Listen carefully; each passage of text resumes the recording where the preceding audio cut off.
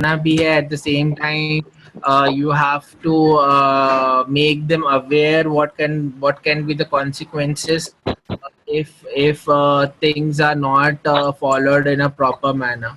So I've been reading a lot on COVID and social also. Apart from that, मैंने ये पाया कि most of the information which is there in internet is not reliable matter. So one thing I must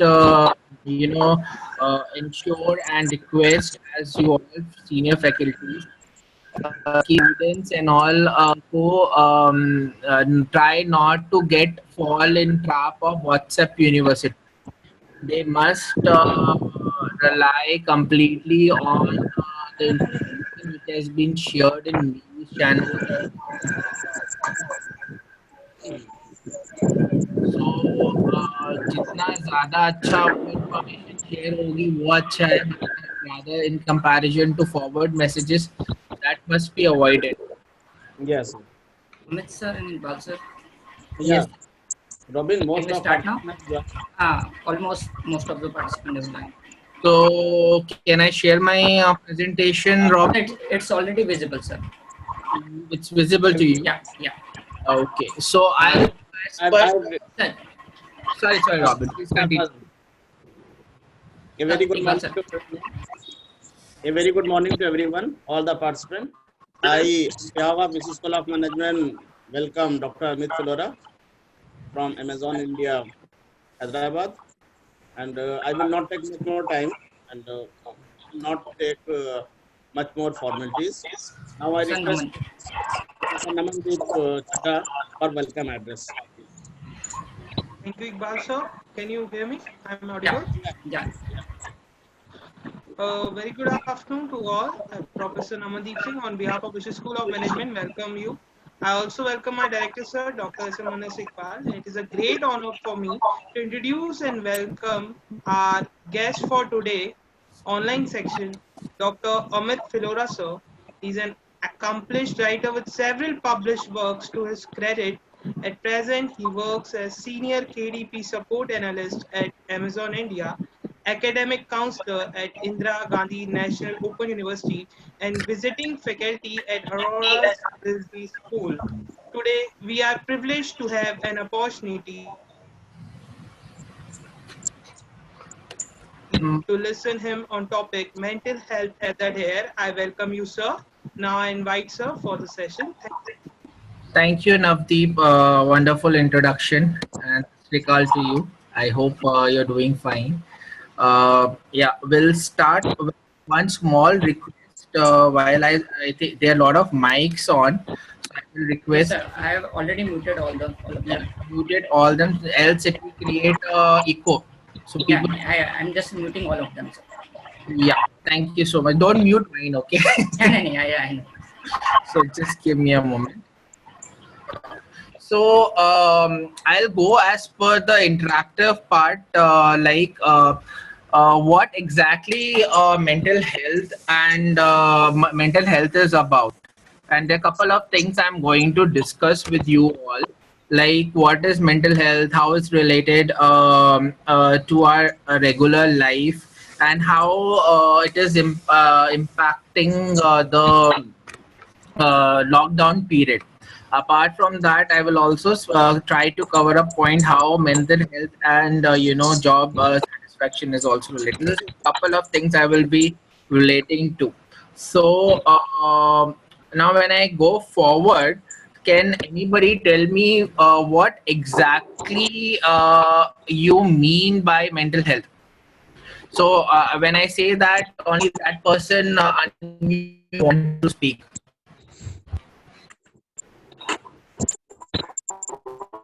Hello. Hello. Yes, sir. You're audible, sir.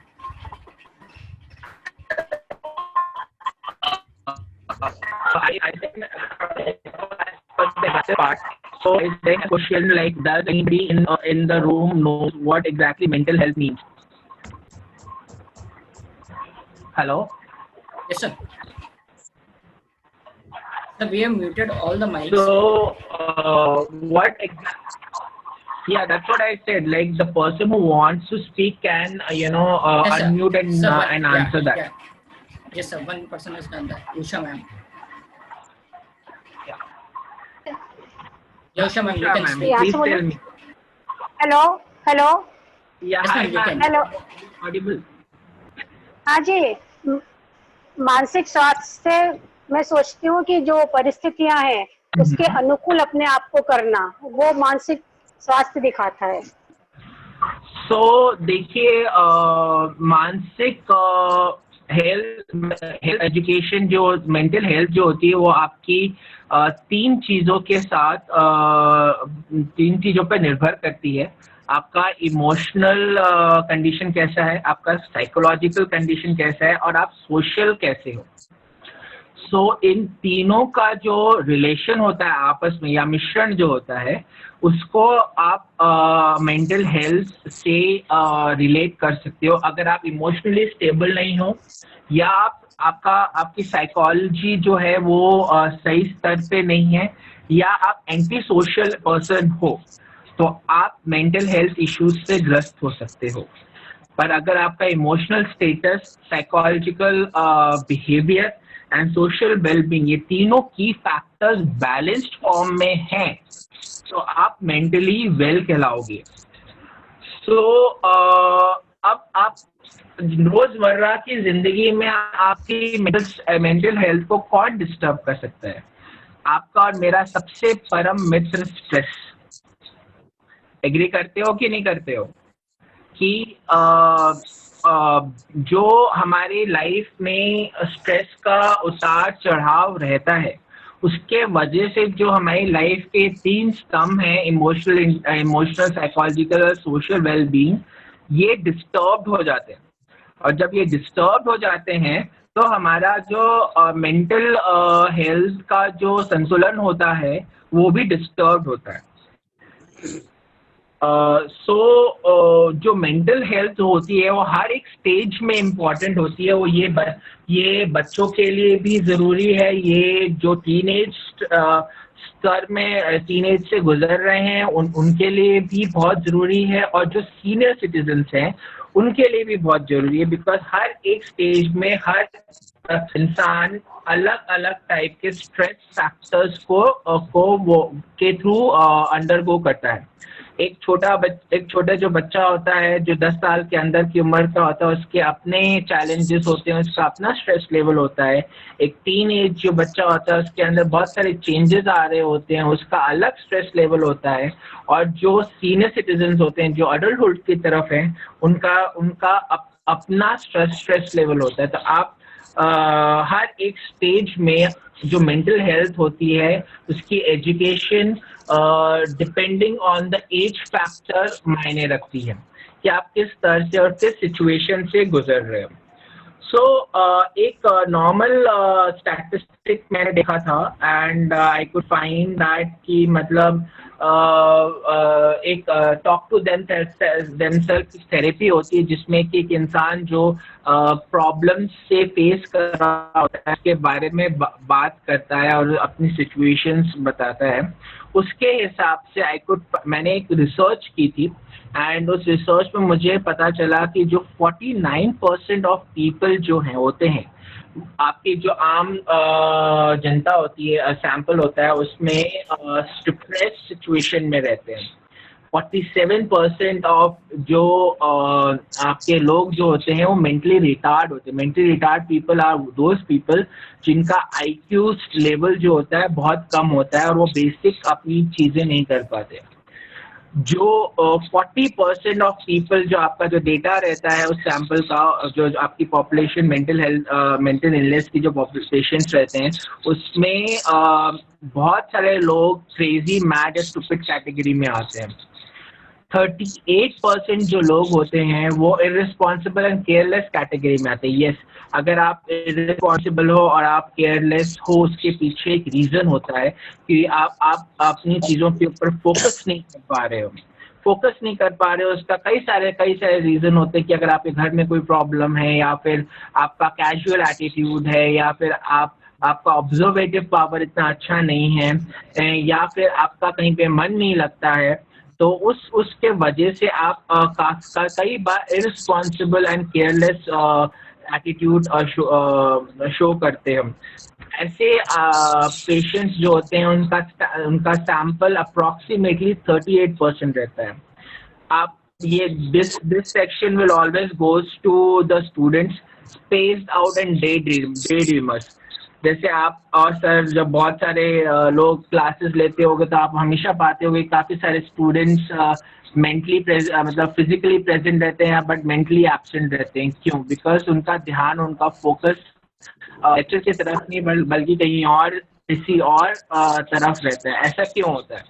Because कई सारे factors होते हैं। या तो फिर आपका या लेक्चर आपका इतना अच्छा अट्रैक्टिव नहीं है, या फिर जो वो देखना चाह रहे हैं या सुनना चाह रहे हैं या समझना चाह रहे हैं उसकी तरफ वो ध्यान, मतलब वो अट्रैक्टिव चीजें नहीं है। तो उसके वजह से भी कई बारी जो स्टूडेंट्स रहते हैं या फिर जो लोग रहते हैं उनमें मेंटल इलनेस की प्रॉब्लम आती है। ऐसे 36% ऑफ केसेस पाए गए हैं। कई लोग ऐसे होते हैं जिसमें कि जिनको कनेक्ट करना नहीं आता, जो आपस में कोई भी बात का संतुलन नहीं बना सकते, या फिर रिलेटेड टॉक्स जिनको करना नहीं आता। जैसे कि आप अगर एक्स बात कर रहे हो तो दूसरा बंदा एक्स के बजाय वाई के ऊपर बात करना शुरू कर देगा, तो उसमें कोई रिलेटिविटी नहीं होती। तो इस प्रकार के जो लोग होते हैं उनमें भी मेंटल इलनेस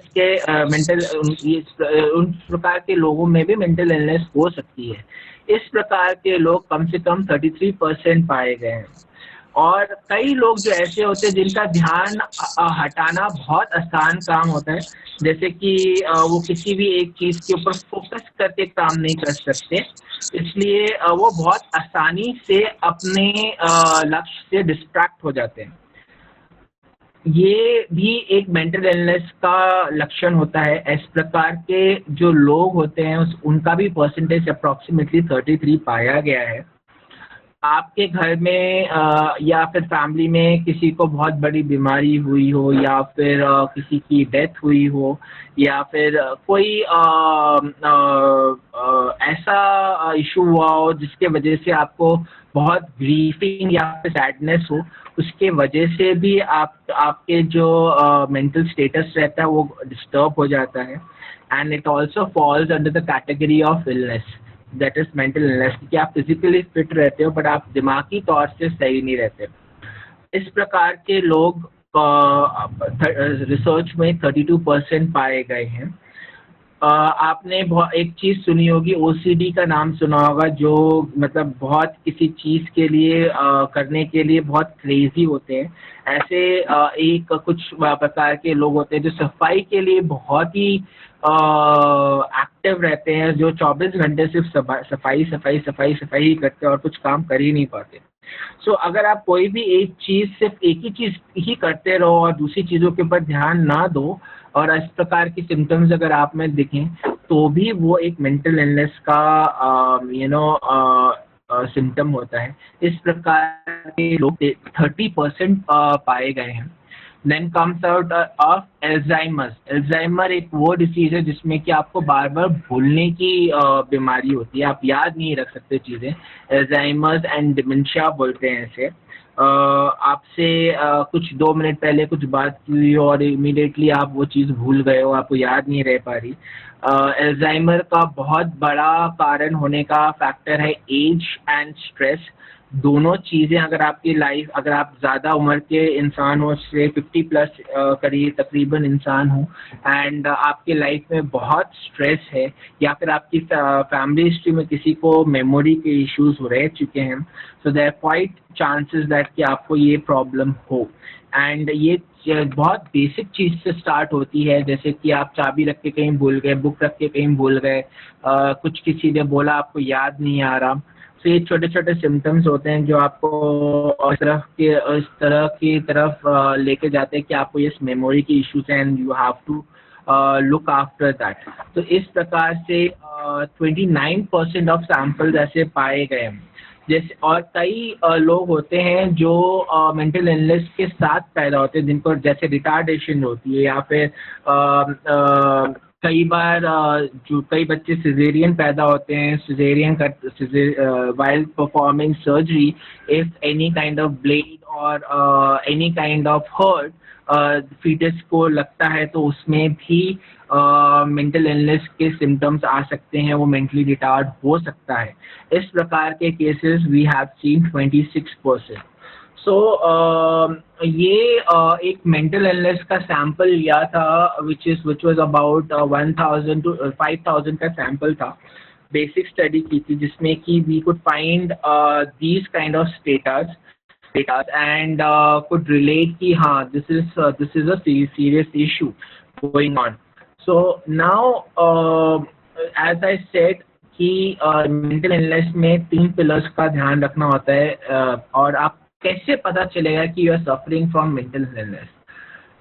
एक सबसे बड़ा सिम्टम आपको दिखता है कि आप अपनी रूटीन लाइफ में खुश नहीं रहोगे, you will always be sad, और आप हमेशा नेगेटिव डायरेक्शन की तरफ सोचोगे, आप हमेशा कंफ्यूज थिंकिंग में रहोगे, आप you will not be able to concentrate on one particular thing.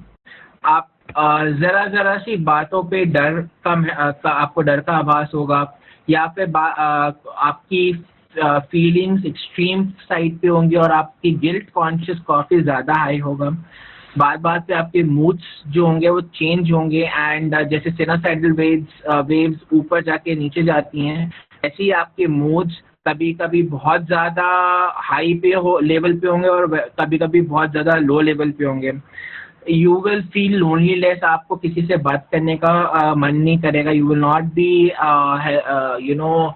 Like to contact with your friends and stay in touch with your friends. बहुत जल्दी थक जाओगे, सो नहीं पाओगे, इंसोम्निया जैसी प्रॉब्लम्स होगी, एनर्जी लेवल बहुत लो होगा, you will always have hallucination, आपके दिमाग में एक ख्याल होगा जिसको आप बार बार पिक्चराइज करके चीज़ें देखते रहोगे। देन उसके बाद फिर ये कुछ फैक्टर्स जो हैं वो आपको निर्धारित करते हैं will be suffering from mental illness. अब कोई भी स्ट्रेस आपकी लाइफ में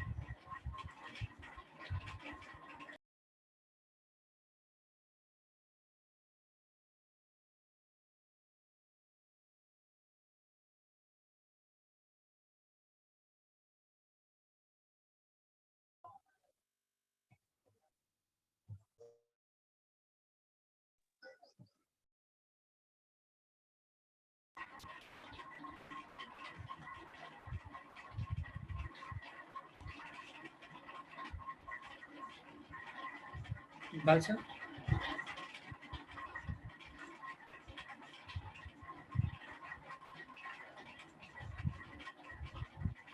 Hello. Sir, I think Amit sir has lost the connection. You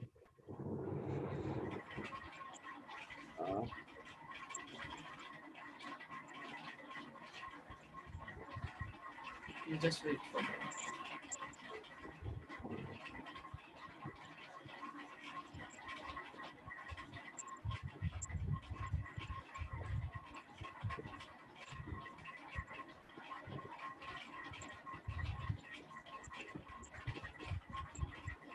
Just what to do right now? Just waiting for 2 minutes, sir. Else I will call him. Okay. Because it may be a network issue from his side.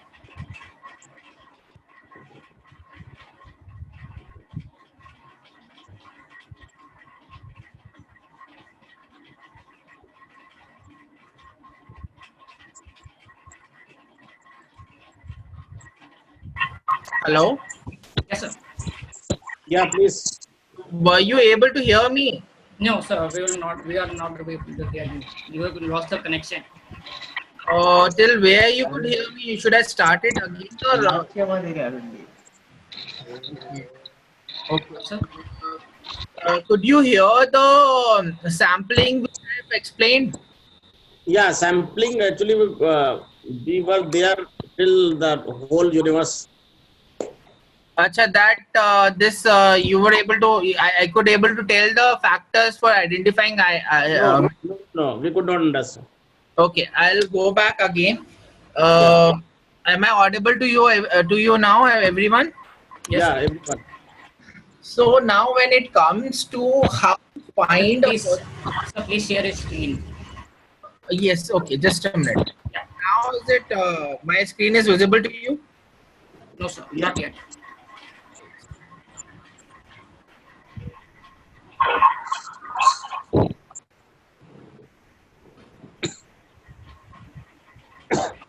Just a minute, please. Yeah.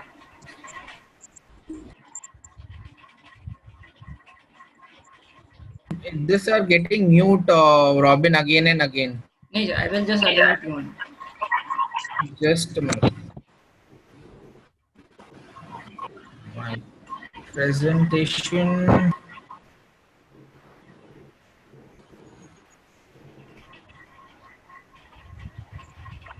Just give me the presentation got stopped in between.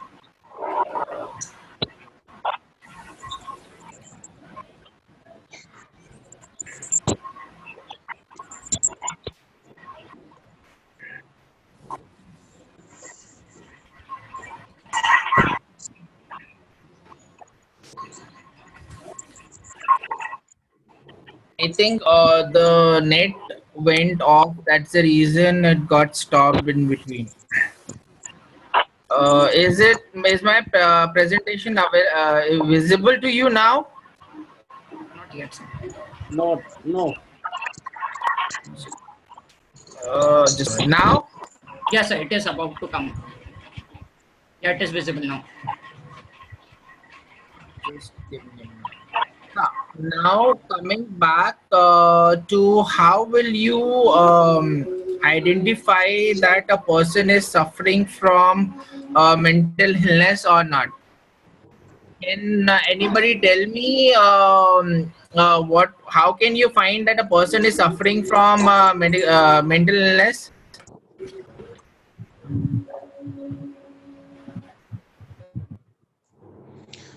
Amit sir, Hello? actually, most of mics are on mute.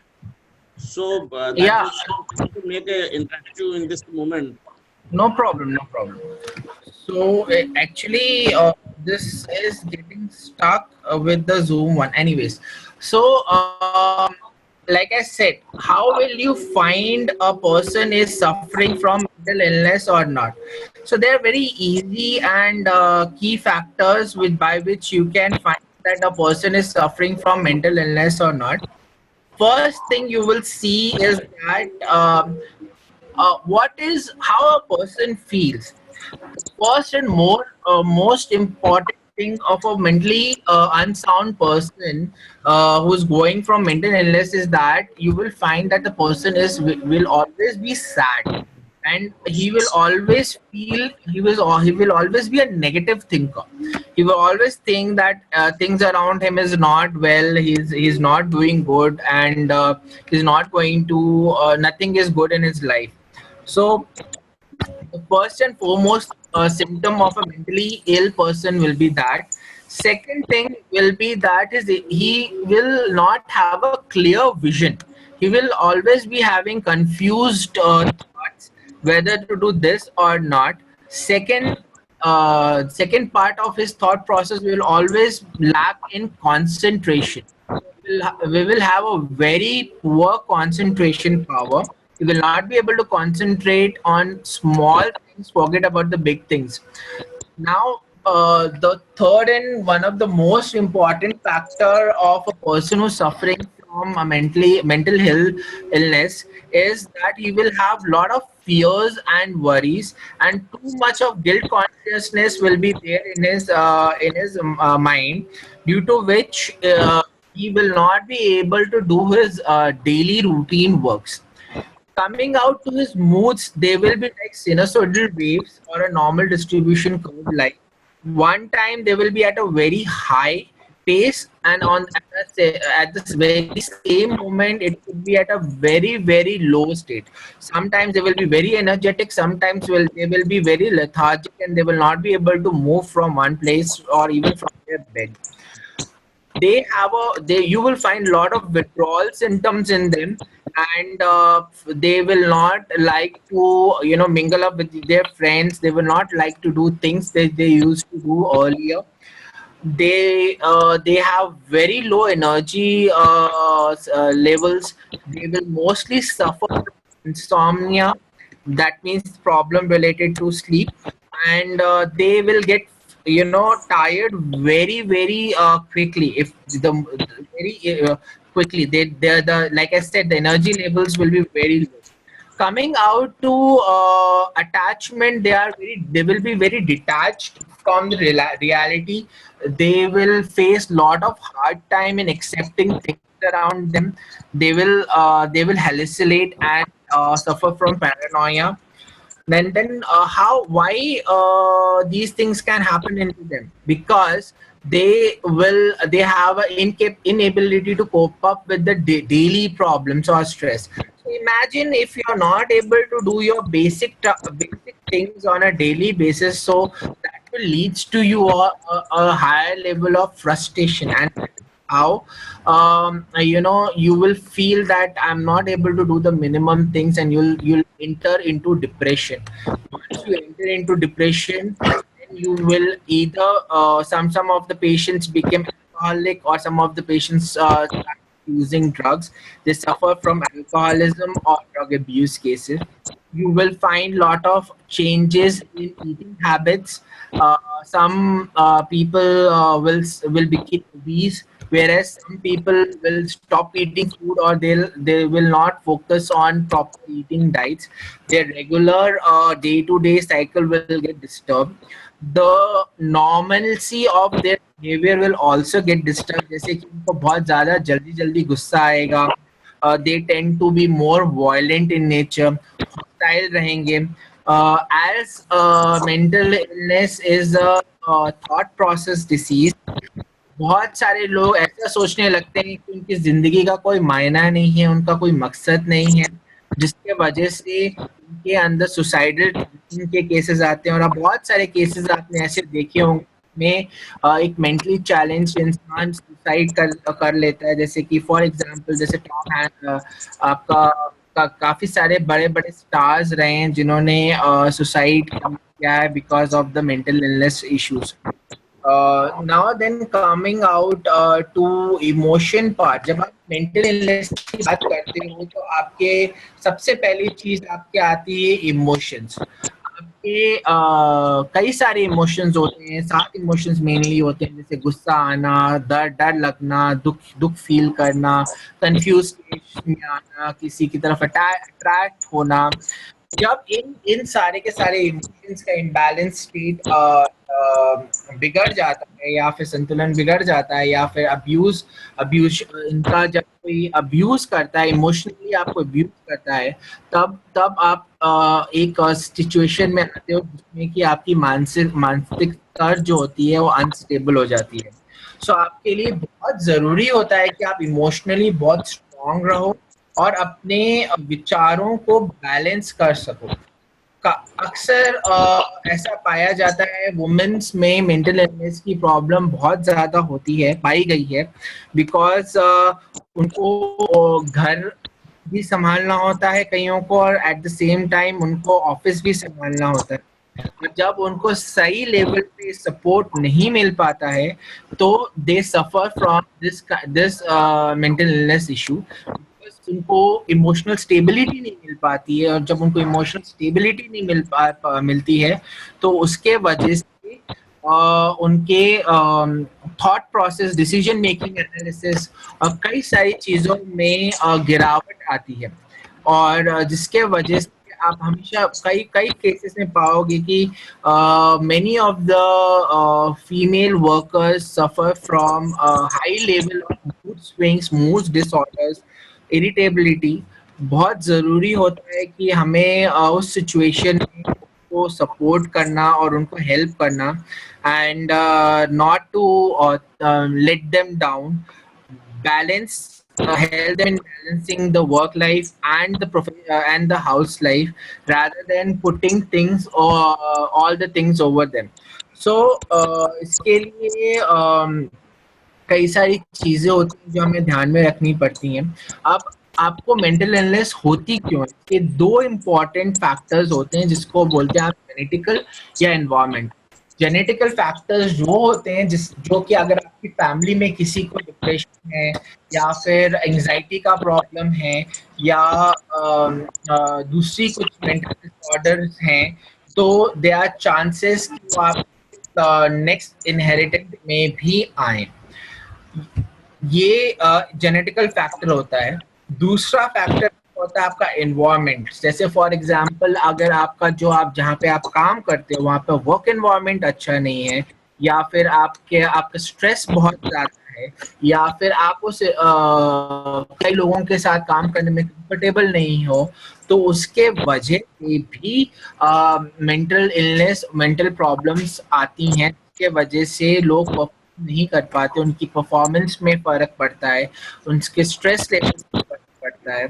एक normal study मैंने कई सारी company के बीच में, and I could find that 90% of the people who are working in Accenture, अपने data, were suffering from mental illness, क्योंकि उनका वर्क एनवायरनमेंट सही नहीं था, और एट द सेम टाइम उनमें बहुत ज़्यादा स्ट्रेस था।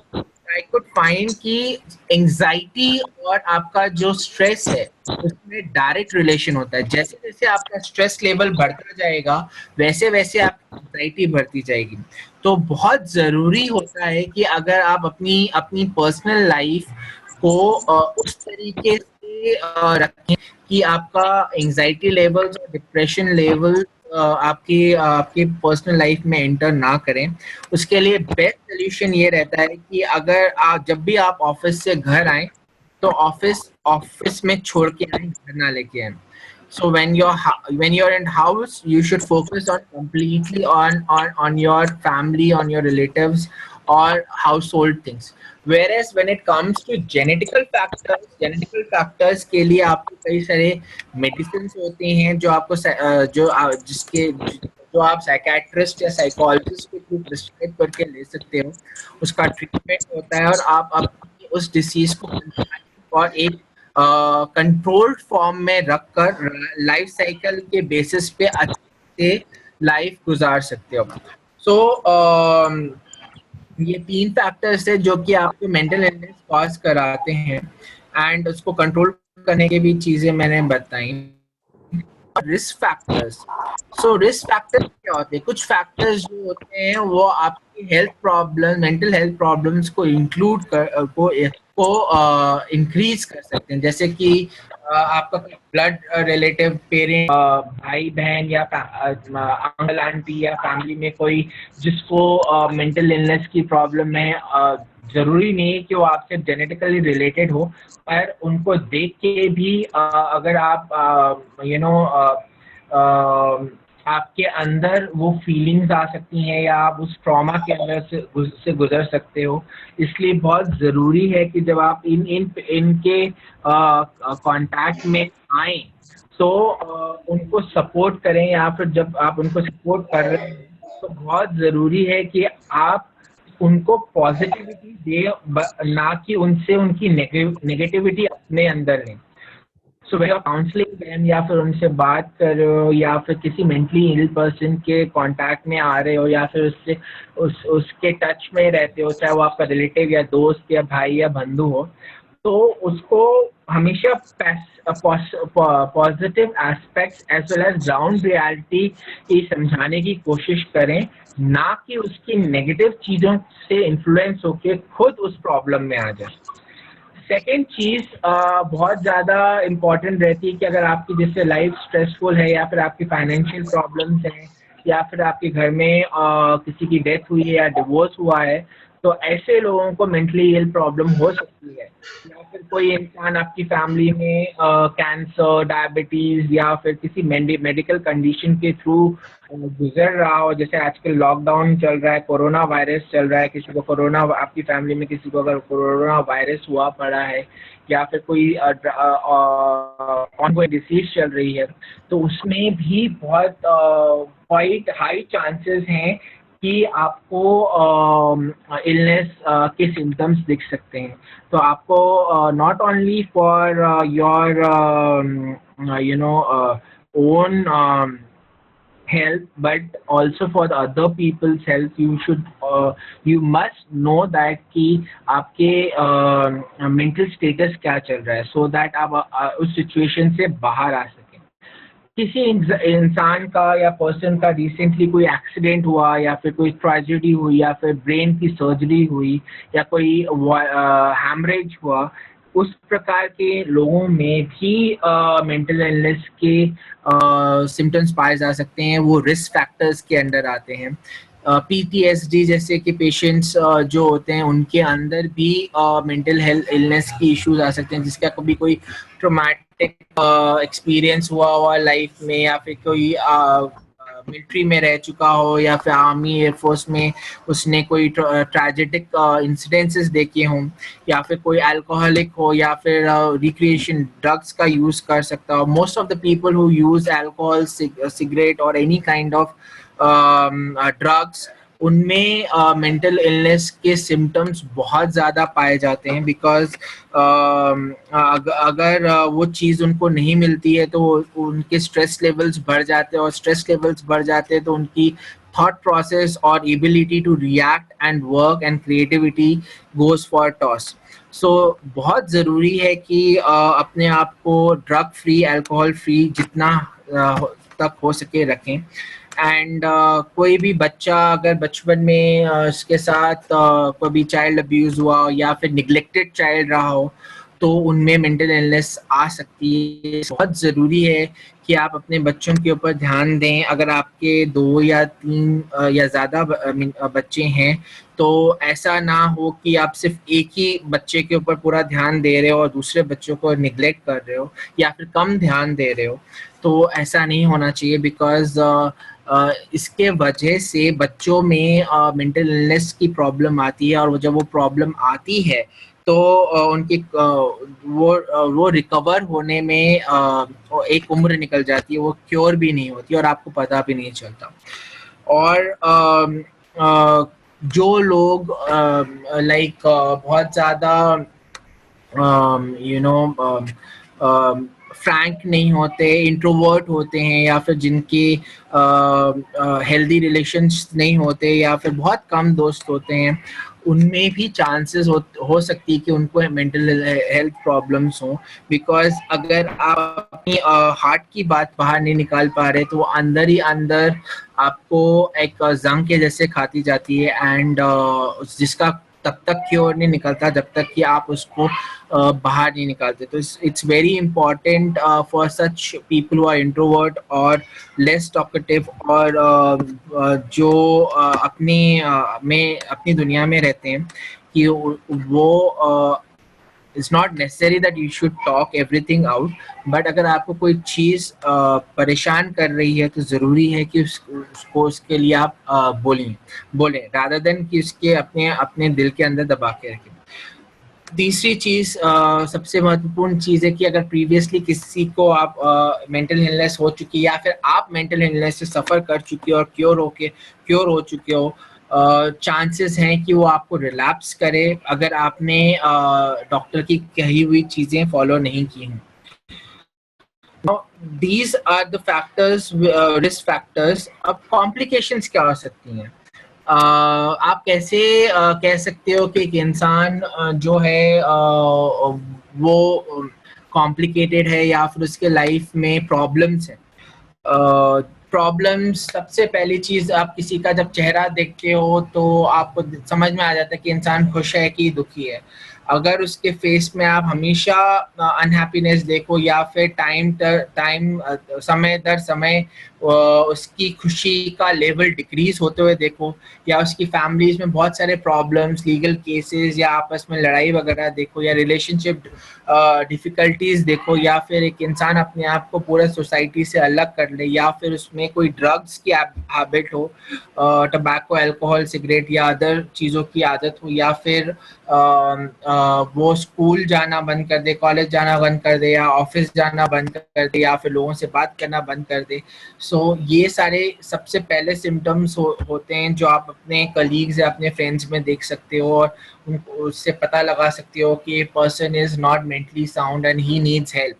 एंड ज़रूरी नहीं है कि एक इंसान सामने से आके आपसे बोलेगा, कई बार आपको वो चीज़ें, ये फैक्टर्स खुद आइडेंटिफाई करके उसके साथ बहुत ही सुलझे और मैच्योर तरीके से सामने पेश करना पड़ता है, ताकि वो ऑफेंड भी फील ना करे और एट द सेम टाइम वो अपने दिल की बात खोल के भी कह सके।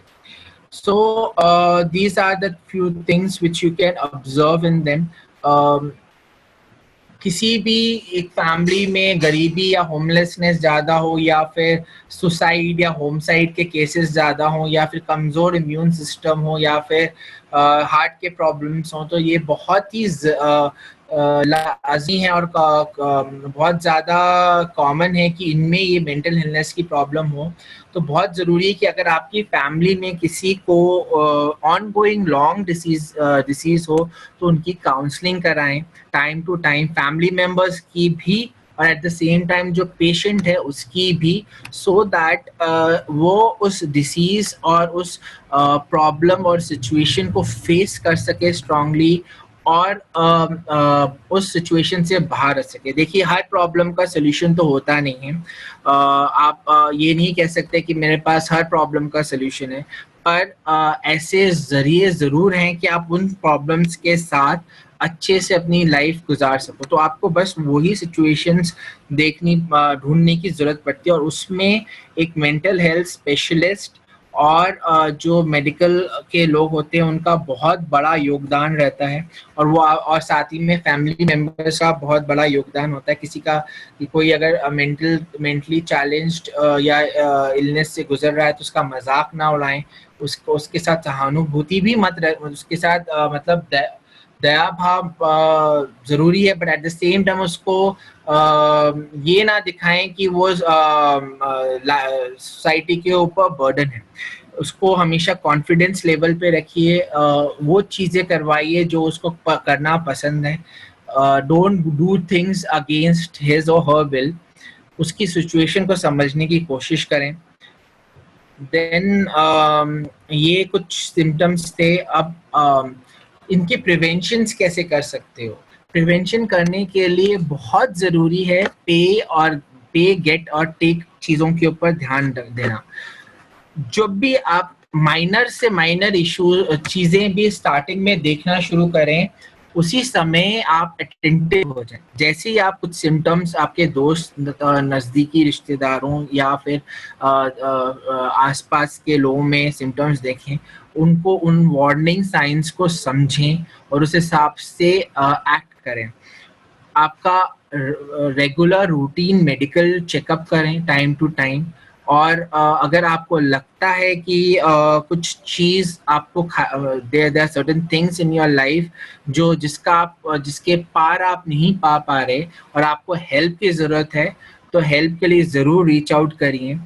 इसमें शर्म की बात नहीं है, इसमें शाई की बात नहीं है कि अगर मुझे कोई प्रॉब्लम है तो मुझे अगर मैं मेंटल हेल्थ स्पेशलिस्ट के पास जाऊंगा तो लोग मुझे क्रेजी या फिर मेंटली अनसाउंड पाएंगे। ज़रूरी नहीं है। ये विचारधारा अपने दिमाग से निकाल दीजिए। बिकॉज अगर आप इस मनस्थिति के साथ रहेंगे तो फिर आप अपना क्योर कभी नहीं कर पाएंगे और हमेशा उस पिंजरे में कैद रह जाएंगे। अपने आप बहुत ज़रूरी है कि आप अपने आप का अच्छा ख्याल रखें, अपने आप से पहले, सबसे पहले अपने आप से प्यार करें, फिर दूसरों से प्यार करें। बिकॉज अगर आप अपने आप का ध्यान रख पाओगे तभी आप दूसरों का ध्यान रख पाओगे। So it is very necessary for you to take very good care of yourself, and then after that start taking responsibilities for other people. So ये कुछ prevention factors हैं जो आपको हमेशा ध्यान रखने पड़ेंगे। और जैसे मैंने कहा कि मेंटल इलनेस जो है बहुत कॉमन चीज है। हर 5 में से एक अडल्ट में मेंटल इलनेस बहुत कॉमनली पाई जाती है। मेंटल इलनेस कॉमन भी हो सकती, टेम्परेरी भी हो सकती है, लॉन्ग लास्टिंग भी हो सकती है। जैसे कि आपका सब्सटेंस यूज डिसऑर्डर, डिप्रेशन जो होती है वो लॉन्ग लास्टिंग है, बहुत जल्दी ख़त्म होने वाले डिसऑर्डर्स नहीं है, इनको वक्त लगता है और बहुत फैमिली का सपोर्ट की ज़रूरत पड़ती है। मेंटल इलनेस जैसे मैंने पहले भी कहा कि किसी भी एज में हो सकती है, बचपन में भी हो सकती है, बड़े टीनेज में भी हो सकती है और एडल्टहुड में भी हो सकती है। एंड ज़रूरी नहीं है कि आपको एक ही डिसऑर्डर हो, आपको एक समय में मल्टीपल डिसऑर्डर भी हो सकता है। किसी एक इंसान को अगर डिप्रेशन है तो ज़रूरी नहीं कि वो सिर्फ डिप्रेशन से ग्रसित हो, ये भी हो सकता है कि उसको डिप्रेशन और एंग्जाइटी का कॉम्बिनेशन हो, या फिर डिप्रेशन और सुसाइडल थॉट का कॉम्बिनेशन हो, कॉम्बिनेशन ऑफ डिसीजेस हो सकते हैं। तो बहुत ज़रूरी है कि आप सारे फैक्टर्स जब आपको दिखना शुरू करें उतनी जल्दी आप उसके साथ, उस इंसान के साथ बात करना और वार्ता करना स्टार्ट करें, और उस तरीके से स्टार्ट करें कि उसको बुरा ना लगे और ऑफेंड ना करें और सही दिशा में उसको गाइड करें। सो ये कुछ चीज़ें थी मेंटल इलनेस के बारे में। अब सबसे कॉमन तरीके के जो मेंटल इलनेस हैं वो आपका एक होता है डिप्रेशन, सुसाइड थॉट्स, एंग्जाइटी, खाने का डिसऑर्डर, मूड और डिसऑर्डर, डिमेंशिया जो आपकी याददाश्त से रिलेटेड है। डिमेंशिया में अल्जाइमर्स भी आते हैं जिसमें आपको ज़्यादातर आप चीज़ें भूलने लगते हो।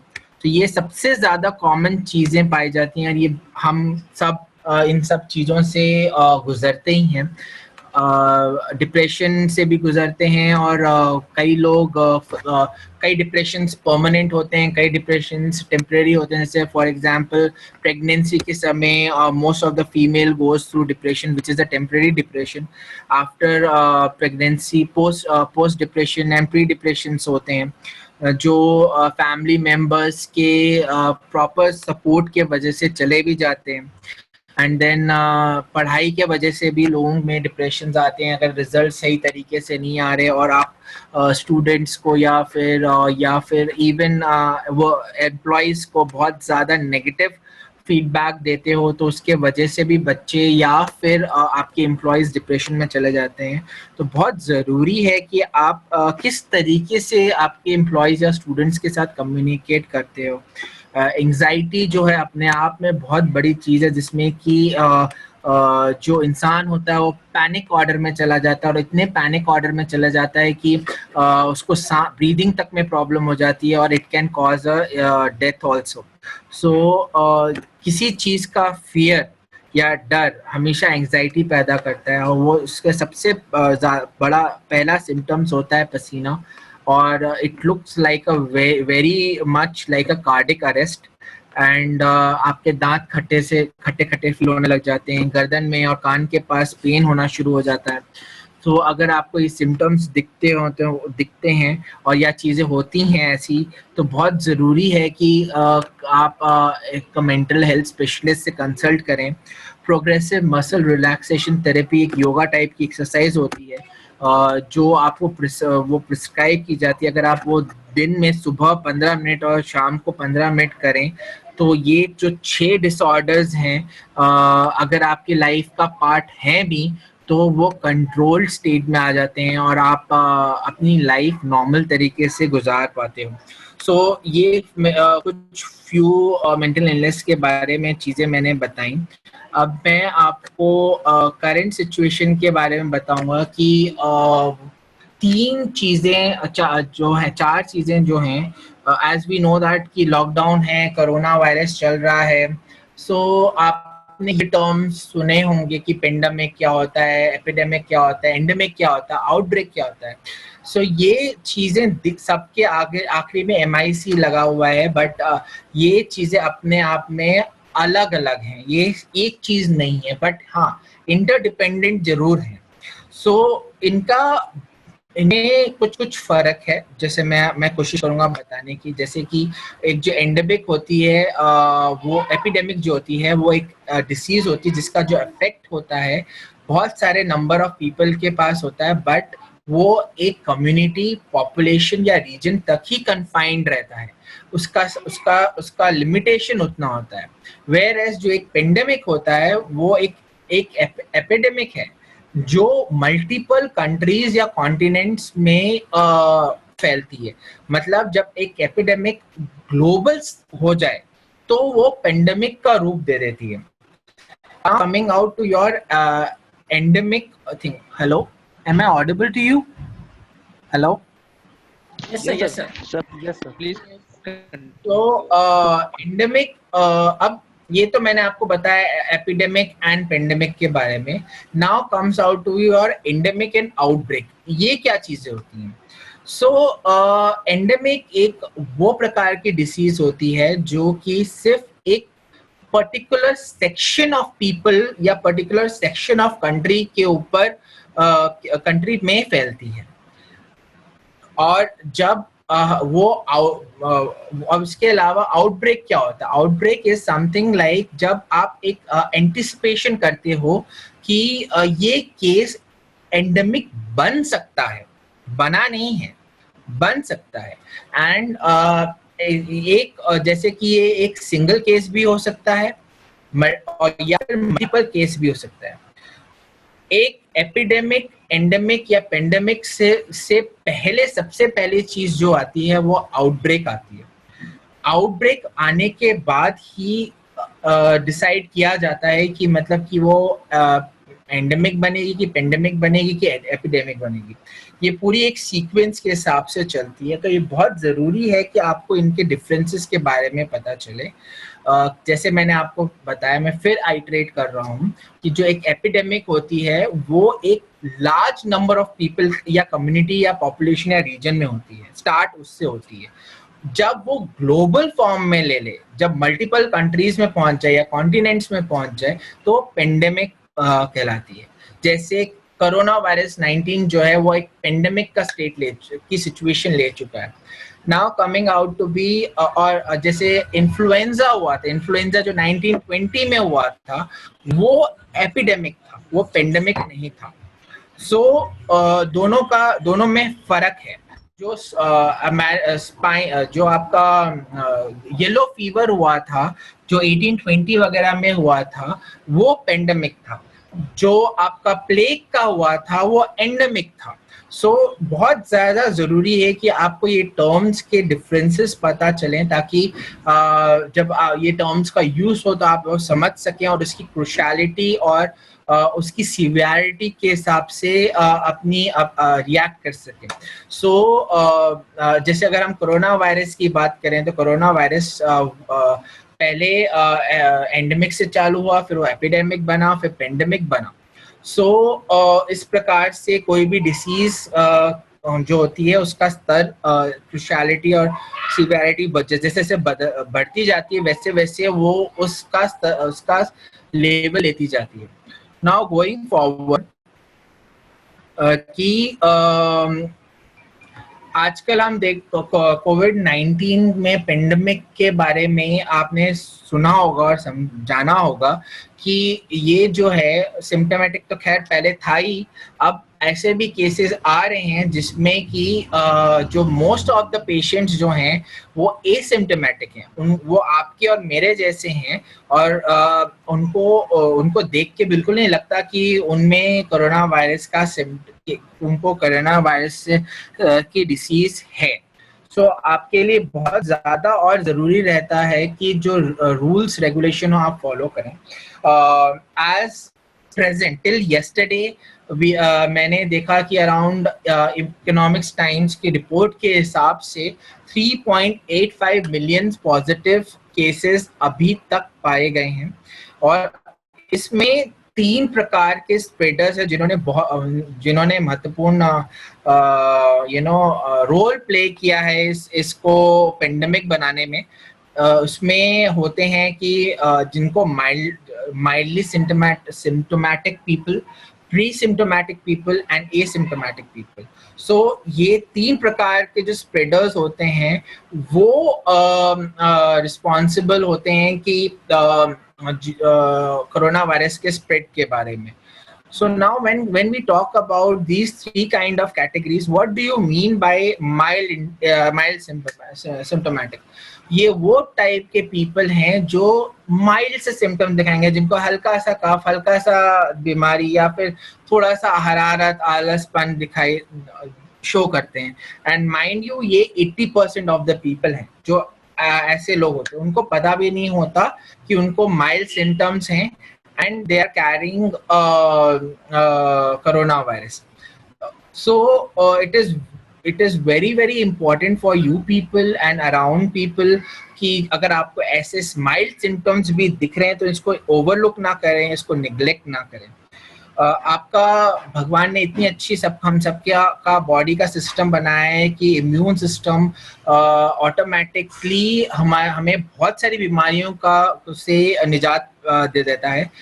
इसलिए जो ये माइल्ड सिम्टोमेटिक पीपल होते हैं उनको पता भी नहीं चलता कब उनको कोरोना वायरस हो जाता है और कब वो क्योर भी हो जाते हैं।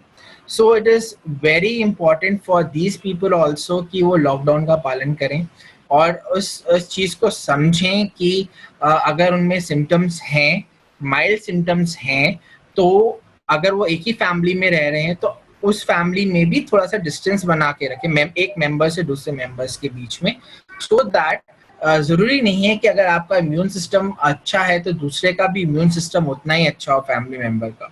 सो उसको ध्यान में रख के घर के अंदर भी जिन लोगों में माइल्ड सिम्टम्स ऐसे सर्दी खांसी के आते हैं वो डिस्टेंस मेंटेन करें।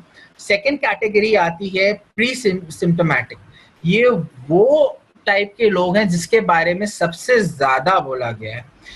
मतलब आप कहीं बाहर गए, आपको इन्फेक्शन हुआ और इमीडिएटली आपने उसके सिम्टम्स नहीं दिखाए और सिम्टम्स 14 दिन के बाद, हफ्ते बाद, 10 दिन बाद, 12 दिन बाद वो सिम्टम्स आने लग जाते हैं, जिसके बारे में सबसे पहले मतलब साइंटिस्ट आए थे कि आपको 14 दिन तक घर के अंदर रहना पड़ेगा अगर आप कहीं बाहर से आए हो या फिर किसी से मिला है या मास गैदरिंग की है।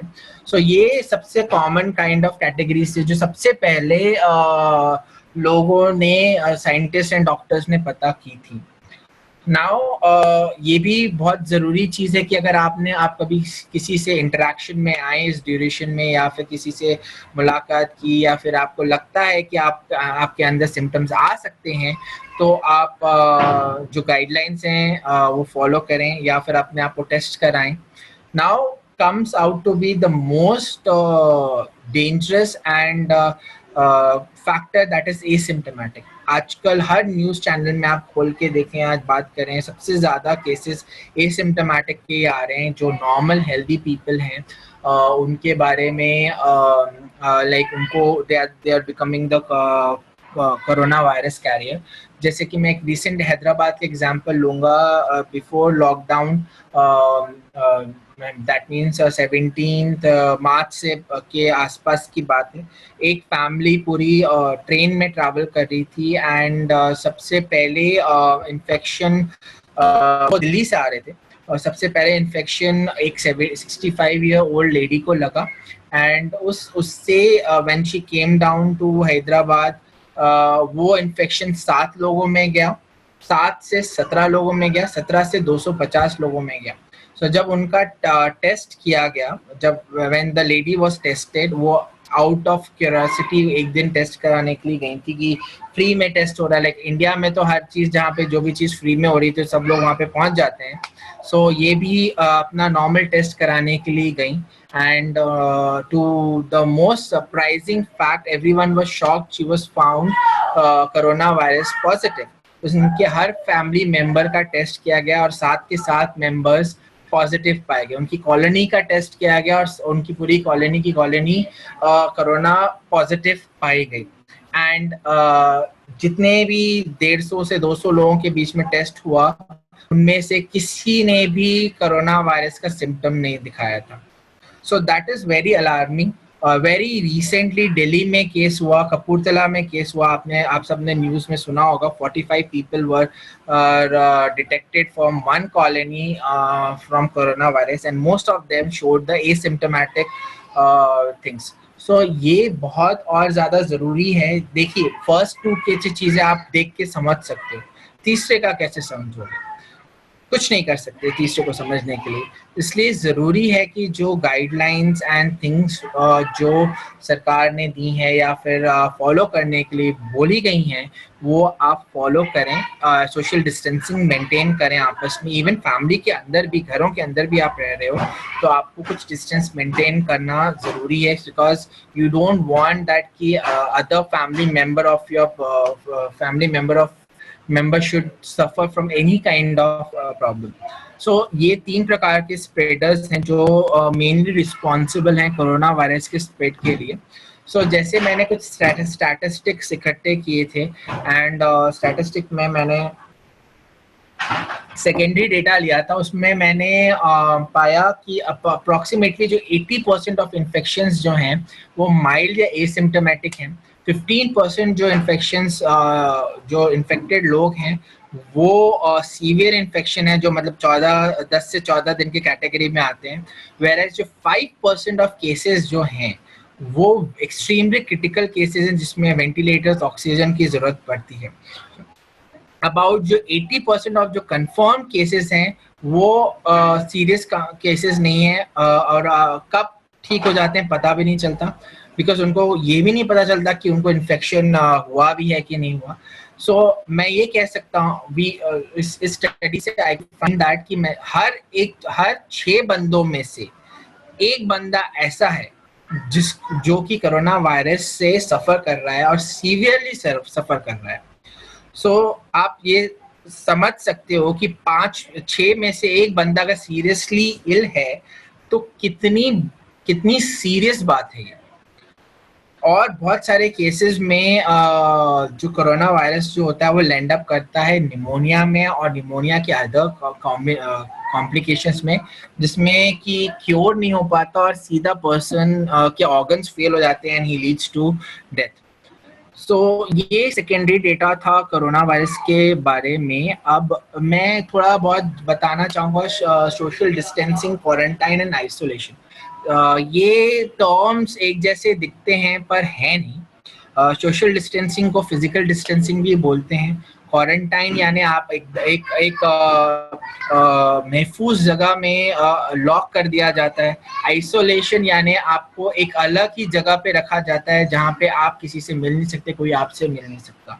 ये तीनों चीज़ें आपस में एक जैसी सी दिख रही हैं पर वो एक जैसी नहीं। Quarantine is a rule and जो कि हर एक बंदे को फॉलो ही करना पड़ता है। आपने जैसे सुना होगा कि अभी कोई भी कोरोना वायरस का पेशेंट है तो उसको क्वारंटाइन किया जाता है, उसको आइसोलेशन या सोशल डिस्टेंसिंग में नहीं डाला जाता, उसको बाकायदा हॉस्पिटल के वार्ड में डाला जाता है जहाँ पे उसकी पूरी डॉक्टर्स की टीम्स रहती है जो अपने प्रिकॉशंस के साथ रहते हैं। पूरे प्लास्टिक्स एंड अदर थिंग्स के साथ कवर किया जाता है और vaccines and medicines, airborne medicines को स्प्रेड करके उस एरिया को क्वारंटीन किया जाता है। सो ये क्वारंटीन वो चीज़ है जब आपको कोरोना वायरस या जैसी चीज़ हो जाए या कोई ऐसी बीमारी हो जाए तब आपको उस सिचुएशन में डाला जाता है। सोशल डिस्टेंसिंग एंड आइसोलेशन वो सिचुएशन है कि आपको को क्वारंटाइन में जाने से बचाने के लिए। नाउ सोशल डिस्टेंसिंग के लिए अगर मैं बात करूं तो 3 बहुत महत्वपूर्ण चीज़ें होती हैं जो आपको मेंटेन करना बहुत ज़रूरी है फिजिकल डिस्टेंसिंग में, कि आपको एक दूसरे से कम 6 फीट की दूरी बनाना ज़रूरी है। 6 फीट की दूरी means 2 arms length. Make sure that कि अगर आप किसी से बात कर रहे हो तो आप एटलीस्ट 6 फीट की दूरी पे रहें, मास गैदरिंग ना करें, ग्रुप्स में ना रहें, क्राउड से दूर रहें, और ये 3 चीजों का पालन करें। Apart from that yes, lockdown का भी फॉलो करें। नाउ ये 3 चीजें तो सोशल डिस्टेंसिंग की हो गई। Now coming out to be epidemic versus endemic. मैं ये पहले भी बता चुका हूँ, मैं फिर से एक एग्जांपल देना चाहूँगा कि जैसे जब कोरोना वायरस जब तक वुहान चाइना में तक था तब तक वो एपिडेमिक था, पर जब वो ग्लोबली स्प्रेड हो गया तो वो पेंडेमिक बन गया।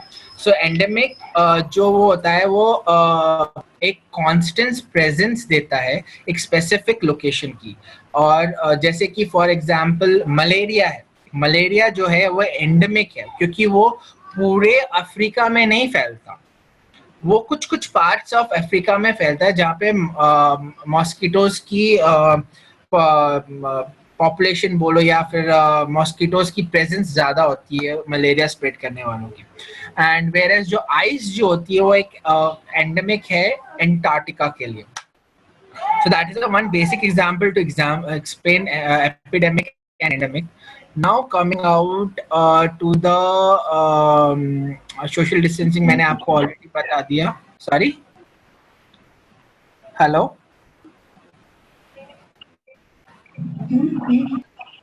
मेरे को आपकी आवाज नहीं आ रही। सॉरी, कुछ बोला आपने? Hello hello, You continue. You continue, sir. Okay, so lockdown में क्या चैलेंजेस आ रहे हैं? सबसे पहले मैंने कुछ फैक्टर्स आइडेंटिफाई किए हैं। सबसे पहले जो हाउस होल्ड जो हैं, जो पास में जो कॉलोनी में लोग रहते हैं उनको प्रॉब्लम्स आ रही हैं, या फिर जो लोग होमलेसनेस फील कर रहे हैं उनको प्रॉब्लम्स आ रही हैं, या फिर जो एक ही हाउस को शेयर करते हैं उनमें प्रॉब्लम आ रही है, या फिर जो लोग जिनमें डिसेबिलिटीज हैं जो खरीदने के लिए चीजें रोजमर्रा के लिए बाहर नहीं आ जा सकते, उनको लॉकडाउन की वजह से प्रॉब्लम आ रही। तो हम क्या कर सकते हैं इसको सॉल्व करने के लिए? जैसे कि हाउस होल्ड जो पास रहती है उसमें हम 3 चीजें कर सकते हैं। एक तो हम लिमिट एंड कर सकते हैं, और जो हमारे वर्नरेबल मेंबर्स हैं, जो मतलब जैसे सीनियर सिटीजन 65 एंड अबव है, उनको बच्चों से दूर रखें, उनके बच्चों के साथ ना रखें। सॉरी, वो पूछो बैकग्राउंड तेरे को आ रही होगी ऐसी, पर पीछे बैकग्राउंड चल रहा है हमेशा के background. Okay, so vulnerable members should avoid जैसे what are the vulnerable members? जो भी senior citizen 65 and above old जो एज के हैं, या फिर जिनकी मेडिकल कंडीशंस हैं, जिनको कोई बीमारी है, वो हाई रिस्क पे रहते हैं। तो इसलिए बहुत ज़रूरी है कि उनको बच्चों से थोड़ा दूर रखें या फिर दूसरे फैमिली मेम्बर्स से दूर रखें, बिकॉज वो रिस्क प्रोन है। अपनी कॉलोनी में या अपनी फैमिली में एक इंसान अपॉइंट करके रखें जो हेल्दी है और भाग दौड़ कर सकता है और बाहर से चीजें लाके आपको दे सकता है। दूसरा, जरा सा भी कोई फैमिली मेंबर या फिर आपकी कॉलोनी वाला इंसान बीमार पड़ता है तो उसको पूरी फैमिली मेंबर्स से थोड़ा अलग रखें, उसके साथ ज़्यादा मिक्स ना हो, उसका ध्यान रखें, बट सोशल डिस्टेंसिंग को मेंटेन करते हुए उसका ध्यान रखें। सो ये 3 चीज़ें हैं जो आपको उन लोगों को फॉलो करनी है जो पास वाले घरों में रहते हैं, अगल बगल कॉलोनीज वगैरह घरों में रहते हैं। Now comes out to be people who are sharing house।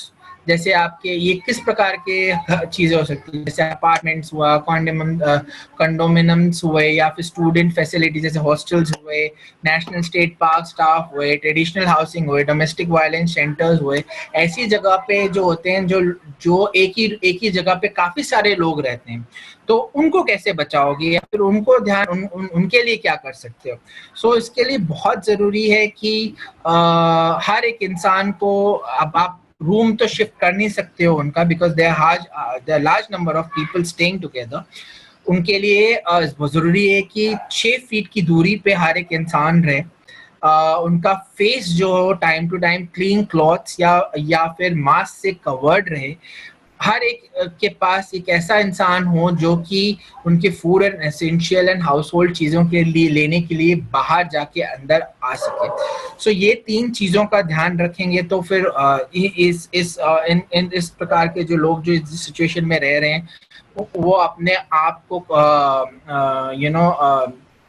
Getting affected होने से बचा सकते हैं। So this is all I have to say. I'll rest my presentation on that. You can ask questions if you want. Participants, please raise your hands, those who want to ask questions. So I will unmute them. Just give me a minute. Let me come to the screen first. Yes, I am, but I'm not able to see except Akbal sir is I'm able to see. Yeah, I'm here. Yes. Amit. Yes, sir. If anybody have questions, they can ask from me. Yeah. Yes, sir. I would like to ask you something. First, introduce yourself, ma'am. Yeah, sir, Professor Yashri Dubey from Vishnu School Yes, of ma'am. Management. Please tell me. Sir, some of the symptoms which I have discussed are what I feel is quite common due to hectic lifestyle. So, sir, could you please tell us that how we can identify whether a person is really depressed or giving some mere sudden reactions? Like, is there any line between a person is really depressed or out of hectic lifestyle giving a reaction? So, like I said, ma'am, there are two kind of situations. One, like I said, one which is environmental, that is your work-life balance. So, for example, if you work in an organization or a place where your stress levels are very high. Okay. So. And when you're coming home and you're not able to take yourself out from office, you're still stuck up in office. So when you're communicating with your friends, always 24/7 only office related talks are happening. Yeah, only the negative kind of a person who talks almost every time negative, nothing positive. So that's one alarming side. And for that you can do this called as talk it out. Hello? Yes, sir. You call it as talk it out. Talk it out means ask questions from the person who is suffering from it or undergoing that. Do not ask a direct question like, hey, you are suffering from depression or you're showing symptoms, something wrong. Don't directly bombard on that. You have to be very careful, wisely choosing word in front of them, because they are not laymen. They are intelligent people. Most of the people who are mental illness have very high IQ levels. So if you ask a direct question, they will figure it out that they've been questioned on their integrity, which should not be there. So like I said, the most common thing which you can observe is their mood. पल में कुछ. So मतलब जैसे अभी बहुत ज्यादा खुश हो, immediately वो खुशी का मौका खत्म भी नहीं हुआ, immediately you start crying. Okay. All right, sir. So Yes, sir. So those kind of things when you see, so that you can understand कि मतलब something is going wrong with this person, या फिर जो इंसान बहुत ज्यादा बोलता हो एकदम से चुप हो जाए. Okay. So you'll get to know that. And apart from that, हमारे में भी और psychology में भी कई written tests होते हैं, जो questionnaires होते हैं, आप उससे भी check कर सकते हो. You'll get to know that कि a person is suffering from mental illness or not. और बहुत ज़्यादा ज़रूरी होता है जब भी आप उस प्रकार के इंसान से बात करें तो जजमेंटल ना हो. आपका जो खुद का माइंडसेट है उसको साइड में रख के एज अ न्यूट्रल पर्सन उससे बात करें, और जो आपका पॉइंट ऑफ व्यू है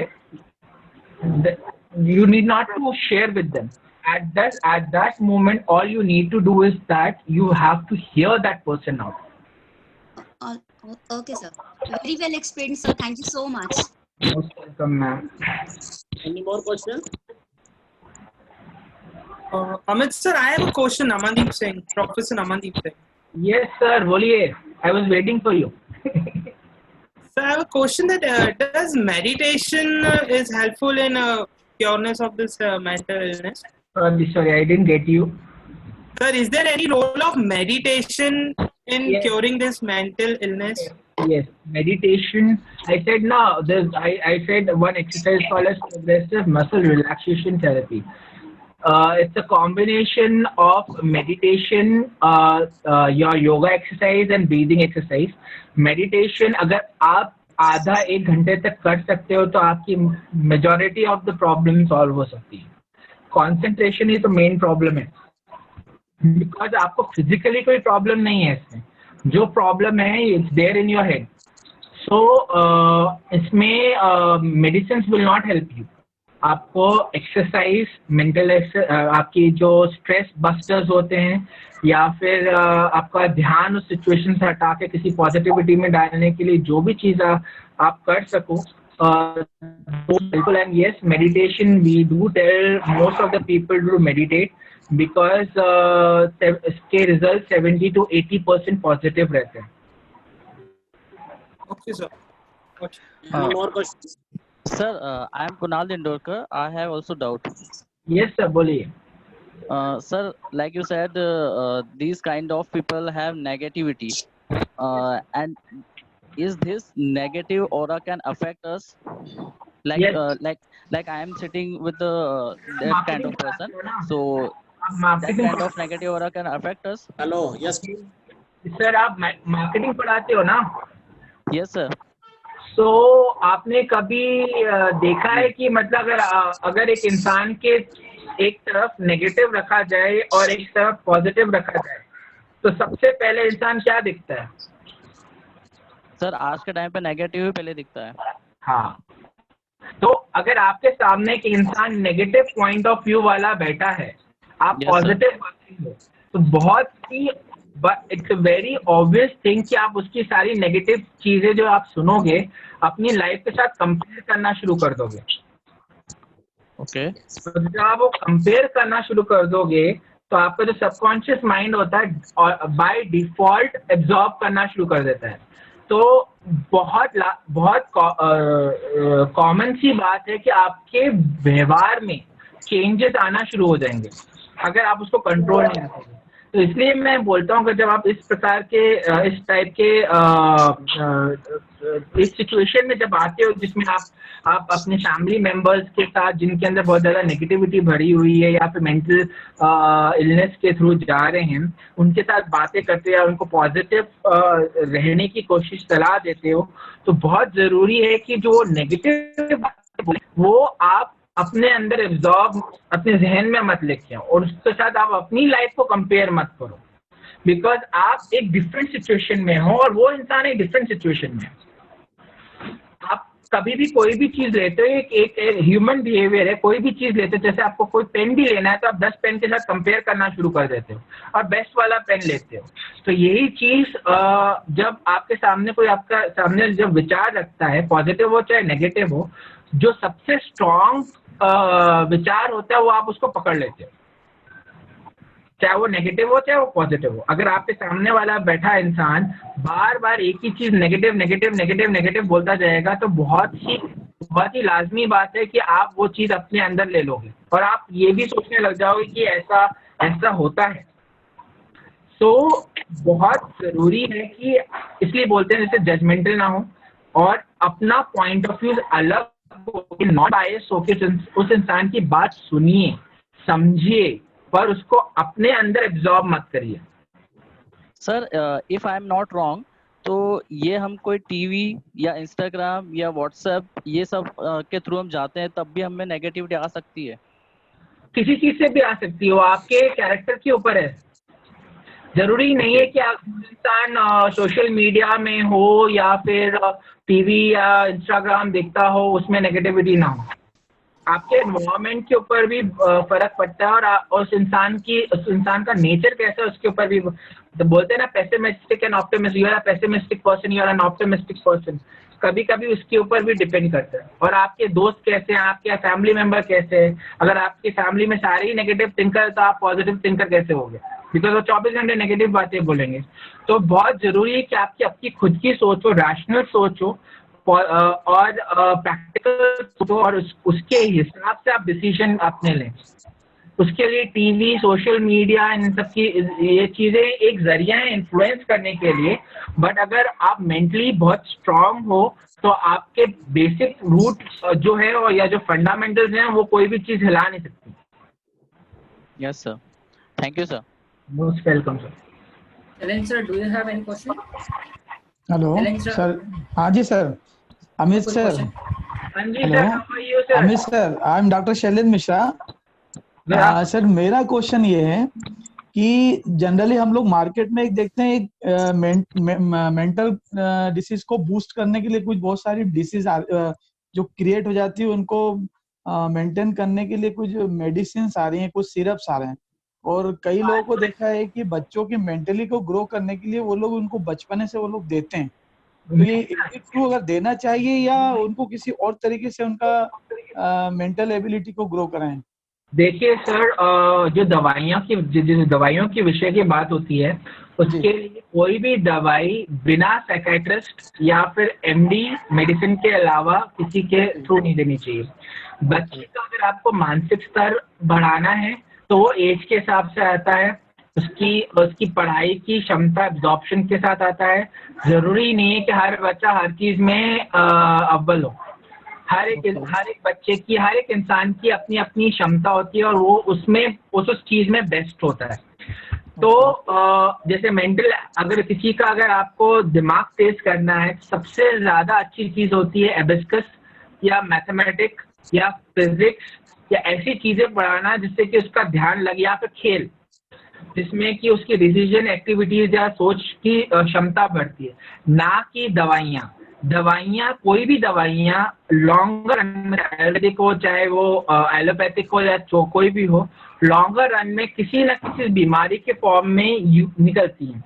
जब तक जरूरी ना हो तब तक दवाइयाँ नहीं देनी चाहिए, और मेंटल दिमाग के साथ तो बिल्कुल खिलवाड़ नहीं करना चाहिए। आप चले उसको मेंटल बूस्ट करने, क्या पता उसको दवाइयों की आदत लग जाए, ड्रग अब्यूज केस में चला जाए। यस सर, बिल्कुल सही है।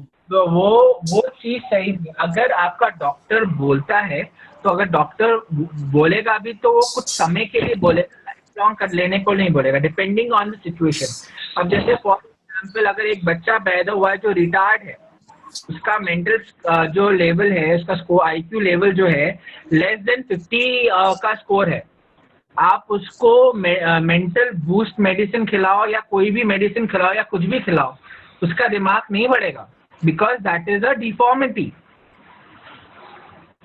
हेलो, बिल्कुल सही सर, लेकिन फिर भी लोग ये गलती करते हैं। तो बच्चों को या फिर हम लोग भी जो हैं जिनको कोई बीमारियां वगैरह नहीं है एज सच, उनको नॉर्मल लाइफ जिए, एक्सरसाइज वगैरह खेले कूदे पढ़े, लेकिन जो उनकी स्पेस है नेचुरली ग्रो कराएं। ये दवाइयों और इन सब चीजों से दूरी रखें तो अच्छा है। Okay sir, thank you. Welcome sir. Any more questions? Yeah, I would like to ask one question. Yeah, please, ma'am. Yeah, Dr. Amit. Yes, ma'am. Yeah, this is Dr. Shamina from Ahmedabad, and I just want to know that can we practically deal with anxiety and restlessness of mind? Yes, ma'am. Depend on situation. जैसे for example anxiety किस तरीके की है उसके ऊपर depend करता है। जैसे फॉर एग्जाम्पल कई बच्चे जो होते हैं जिनको एग्जाम देने से डर लगता है, वो इतना डर जाते हैं, इतना पैनिक कर जाते हैं कि पसीने छूट पाते हैं, उन्होंने पेन से एक शब्द नहीं लिख पाते। उनके लिए एक प्लान होता है मैम, जिसे बोलते हैं एंग्जाइटी डिसऑर्डर मैनेजमेंट। तो उसमें different combination of exercises, practices, उनकी फैमिली हिस्ट्री, कई combination of cognitive behaviour test होते हैं, जिससे आपको पता चलता है कि उस बच्चे का ट्रिगरिंग फैक्टर क्या है। हर एक एंग्जाइटी का एक ट्रिगरिंग फैक्टर होता है। जिसके वजह से एंजाइटी पैदा होती है. Anxiety can also be genetic also. So you have to find कि किस वजह से हो रही है. जब वो चीज, जैसे मैंने आपको बताया एग्जाम्स की anxiety, this is a very temporary anxiety. जब भी वो किसी भी एग्जाम के सिचुएशन में बच्चा आएगा तो उस पर एंजाइटी होगी, पैनिक अटैक होगा, बेहोश हो जाएगा, पसीने आएंगे, रोने लगेगा, डर लगेगा. तो उसके लिए बाकायदा ट्रीटमेंट होता है, थेरेपी कहलाती है जिसको बोलते हैं कॉग्निटिव बिहेवियर थेरेपी. उसके अंदर एंजाइटी डिसऑर्डर मैनेजमेंट का ट्रीटमेंट जाता है. एंड वंस अ स्टूडेंट और a person who is suffering from anxiety undergoes it, मतलब उसकी एंजाइटी काफी हद तक कंट्रोल हो जाती है and he is able to perform those task on regular basis. Okay, and what about the restlessness of the mind? Is there any exercise to pacify the mind? Ma'am restlessness जैसे कि आपका thought process पे depend करता है. कई लोग बहुत तेज और बहुत ज्यादा सोचते हैं. Yeah. तो जैसे एक मिनट में उन्होंने सोचा कि ऐसा होगा, फिर वो प्रोसेस खत्म ही नहीं हुई कि दूसरे में चले गए. रेस्टलेसनेस का पहले रीजन पता करना पड़ता है कि उसका माइंड इतना रेस्टलेस है क्यों. कई बारी कई लोगों के पास जैसे बोलते हैं ना, खाली दिमाग शैतान का घर. कई लोगों के पास बहुत ज्यादा टाइम होता है, उसको यूटिलाइज करने के लिए कुछ चीजें नहीं होती. सो एक केस ये होता है जिसमें कि उनका माइंड जो होता है, जो उनकी एनर्जी होती है, वो राइट वे में चैनलाइज करनी होती है. So they have to, these people needs to get engaged into some kind of activities जिसमें कि उनकी thought process streamlined हो. And when a person learns how to channelize his thought process or energy, automatically उसका restlessness control हो जाता है.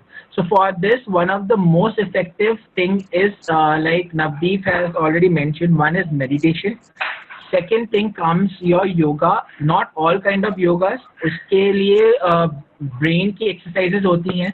जैसे एक आपकी कन्वर्जन एक्सरसाइजेज होती हैं जिसमें आप पेन के थ्रू कंसंट्रेशन इंक्रीज करते हैं. लाइक 20 सेंटीमीटर्स आप अपना पेन दूर लेके जाइए एंड पास तक लेके आइए, जब तक कि उस पॉइंट तक लेके आइए जब तक कि वो जो पेन की निब वो 2 में ना कन्वर्ट हो जाए. From there, go back and like this continue that exercise. It's called as conversion exercise. 25 minute दिन में करना पड़ता है. इससे not only your eye power reduces, but restlessness of your mind also reduces.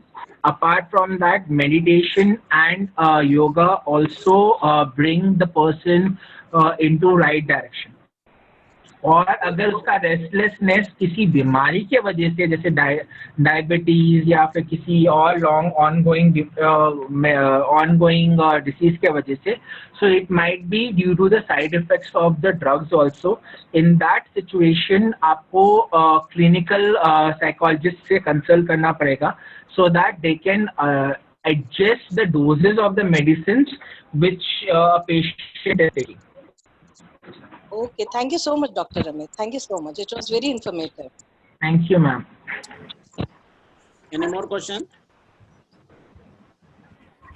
I think there's no more questions. I'm so much thankful to Dr. Amit for this wonderful experience and wonderful lecture. That is very informative, especially for this lockdown times. Yes, sir. Now I request Professor Aditi Khandelwal to propose vote of thanks. Good afternoon, Honorable Chief Guest Dr. Amit Filora, Institutional Director SMNS Iqbal Sir, and everyone present. I, Professor Aditi Khandelwal, on behalf of Vishal School of Management, extend a very heartfelt thanks to you, sir, for having spared your precious time for all of us. His insightful lecture on mental health education in lockdown was full of wisdom and knowledge. I hope this lecture will be able to extract best result out of all of us by applying his steps in our lives. I would also like to thank all the listeners for their participation and making